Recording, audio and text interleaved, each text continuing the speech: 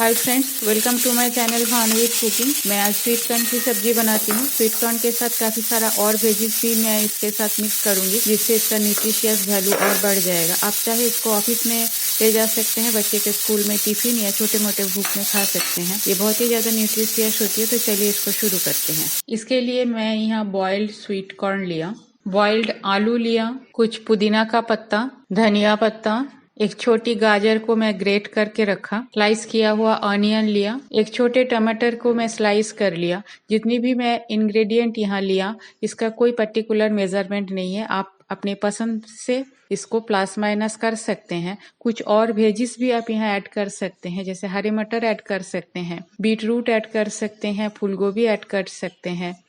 कढ़ाई में मैं 1 चम्मच तेल गरम करने के लिए रख दिया। थोड़ी सी जीरा डालूंगी।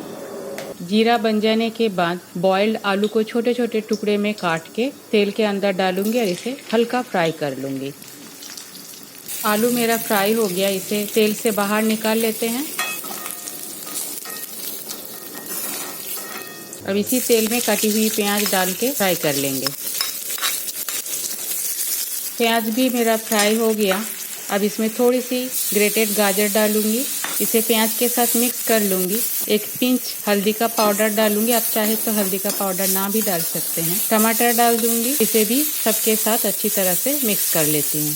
टमाटर को भी मैंने आज फ्राई कर लिया, इसे ज़्यादा गलाना नहीं है। अब इस स्टेज में बॉईल किया हुआ स्वीट कॉर्न डाल देंगे, फ्राई किया हुआ आलू डाल देंगे, थोड़ी सी कटी हुई धनिया का पत्ता, स्वादानुसार हरी मिर्च पाउडर भी आप चाहे तो डाल सकते हैं। पुदीना का पत्ता को भी मैं काट के दे दूंगी इसके अंदर।